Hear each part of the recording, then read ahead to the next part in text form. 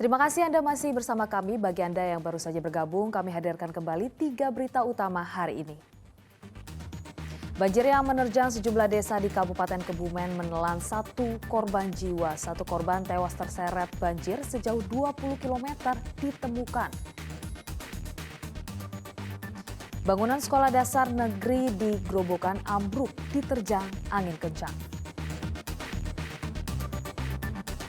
Plafon gedung DPRD Sragen ambrol diterjang angin kencang.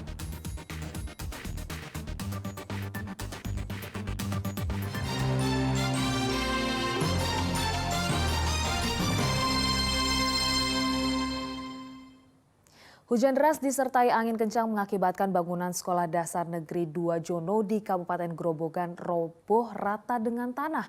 Bangunan sedianya hendak diperbaiki karena kondisinya tidak layak. Bangunan SD Negeri 2 Jono di Kecamatan Tawangharjo, Kabupaten Grobogan roboh rata dengan tanah Minggu petang. Bencana datang setelah kawasan Tawangharjo diguyur hujan lebat disertai angin kencang. Beruntung tidak jatuh korban jiwa. Bangunan terdiri dari 3 ruang kelas dan selama ini sengaja dikosongkan karena tidak layak untuk ruang kelas para siswa. Bangunan sedianya akan diperbaiki bulan ini. Angin kencang yang merobohkan ini gedung ruang ini. Dulunya itu memang gedung ini sudah lama tidak terpakai. Bahkan dan ini mau diperbaiki. Dulu pernah roboh, hanya 1 lokal saja. Karena ini sudah mau diperbaiki dan ini menunggu proses. Malah keduluan bencana ini, ya demikianlah adanya, Mas. Itu berarti berapa los, Bu? Berapa ruang kelas yang roboh? Ada 3 lokal yang tidak terpakai gitu. Pihak sekolah meliburkan para siswa pada hari Senin sambil menunggu proses pembersihan puing bangunan roboh rampung. Arif Nur melaporkan dari Kabupaten Grobogan. Plafon gedung DPRD Sragen ambrol usai hujan deras disertai angin kencang melanda Kabupaten Sragen. Tak ada korban jiwa dalam peristiwa ini, namun diperkirakan kerugian mencapai ratusan juta rupiah. Seperti inilah rupa ruang paripurna DPRD Sragen pasca hujan deras disertai angin kencang melanda sejak Sabtu lalu. Kondisi plafon gedung ambrol. Puing-puing reruntuhan plafon berserakan di lantai. Tak hanya ruang paripurna, sejumlah ruang fraksi DPRD dan 1 ruang komisi mengalami kerusakan serupa. Kebocoran serta penggunaan material gipsum sebagai plafon diduga menjadi penyebab ambrolnya plafon gedung. Ngumpul dulu airnya, ngumpul di plafon, sehingga lama-lama berat sehingga tidak bisa menopang di gafalun, akhirnya untuk semua yang di bagian timur. Dan kebetulan plafonnya masih gipsum semua. DPRD menargetkan perbaikan gedung dapat selesai dalam seminggu ke depan agar tak mengganggu aktivitas DPRD. Kebetulan dalam 1 minggu ini kita melakukan kegiatan luar dan saya targetkan 1 minggu harus selesai karena pekan depan kami sudah melaksanakan kegiatan-kegiatan yang bentuknya rapat baik pansus maupun paripurna yang ada. Meskipun tak ada korban jiwa, namun kerugian material ditaksir mencapai ratusan juta rupiah. Hari Prasetyo melaporkan dari Kabupaten Sragen. Sebuah jembatan penghubung antar desa di Kecamatan Sirampok, Kabupaten Brebes putus akibat diterjang banjir bandang menyusul hujan deras yang terjadi sepanjang Sabtu sore hingga Minggu dini hari. Jembatan penghubung yang terletak di perbatasan antara Desa Wanareja dan Desa Plompong di Kecamatan Sirampok, Kabupaten Brebes ambruk. Terputusnya jembatan yang berada di Desa Wanareja, Kecamatan Sirampok ini membuat akses warga kedua desa tersebut tidak bisa melintas untuk menuju kantor kecamatan, pasar, dan ke sekolah.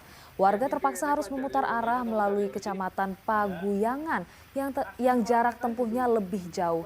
Saat ini warga dibantu TNI dan petugas BPBD Kabupaten Brebes tengah membuat jembatan darurat dari bambu sehingga bisa dilalui sementara waktu oleh pengguna sepeda motor maupun pejalan kaki. Ke Sirampok jalur utama lah. Banyak akses warga lewat situ, Pak? Ya nggak banyak-banyak lagi, ini kebanyakan aksesnya lewat sini. Untuk ke pasar, ya? Iya, ke pasar, sekolah. Anak sekolah. Iya, mau ke kecamatan, itu kan lewatnya jalur utama ini. Ya harapannya pemerintah segera membangun jembatan ini supaya Aktivitas warga, ya? aktivitas warga supaya lancar. Peralihan musim kemarau ke musim penghujan atau pancaroba menyebabkan sejumlah penyakit. Kondisi kesehatan, cuaca, angin, dan lingkungan yang kurang sehat dapat mempercepat penyebaran penyakit. Memasuki musim penghujan atau perubahan cuaca saat ini membuat masyarakat rentan terserang penyakit. Penyakit flu, batuk, diare, ispa, dan demam berdarah menjadi penyakit yang paling sering menyerang saat pancaroba. Agar terhindar dari berbagai penyakit, masyarakat diimbau untuk menjalani pola hidup sehat dengan mengonsumsi makanan yang bergizi, vitamin, serta istirahat yang cukup. Tak hanya itu, kebersihan lingkungan rumah perlu diperhatikan agar tak muncul genangan air yang berpotensi menjadi tempat sarang nyamuk. Tahun ini ada 700 kasus DBD yang tercatat di Kota Semarang. Hujan mengakibatkan banyaknya timbunan air di beberapa tempat yang memang mungkin masyarakat lupa atau tidak sempat untuk bersih-bersih di sekitar rumahnya. Ternyata barang-barang yang ada di sekitarnya menjadi tempat untuk genangan air. Nah, ini yang kemudian dimanfaatkan oleh nyamuk untuk berkembang biak. Masyarakat diimbau waspada akan penyakit dan bencana alam yang mungkin terjadi. Ali Mustakfirin melaporkan dari Kota Semarang. Memasuki musim penghujan, sejumlah petugas gabungan beserta warga melakukan aksi bersih-bersih sungai guna mencegah bencana banjir di Kabupaten Klaten. Beragam cara dapat dilakukan untuk meminimalisir resiko rencana banjir. Salah satunya dengan bersih-bersih sungai. Di Kabupaten Klaten, petugas gabungan bersama komunitas hingga pelajar bergotong royong membersihkan aliran Sungai Bagor hingga Sungai Ujung. Selain untuk menghadapi musim penghujan, aksi bersih sungai juga untuk membangun kesadaran warga dalam mengantisipasi bencana banjir. Aksi bersih sungai merupakan lanjutan setelah sebelumnya petugas menyusuri sungai dan bantaran sungai penuh sampah plastik, kaca hingga kain. Pada saat kita susur sungai kemarin, memang banyak ditemukan sampah-sampah di sepanjang sungai. Sehingga hari ini kita coba melaksanakan kegiatan kerja bakti massal bersih-bersih sungai.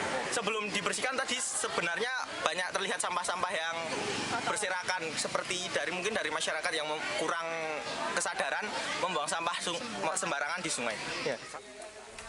Selanjutnya, tumpukan sampah akan diangkut oleh petugas menggunakan armada truk sampah.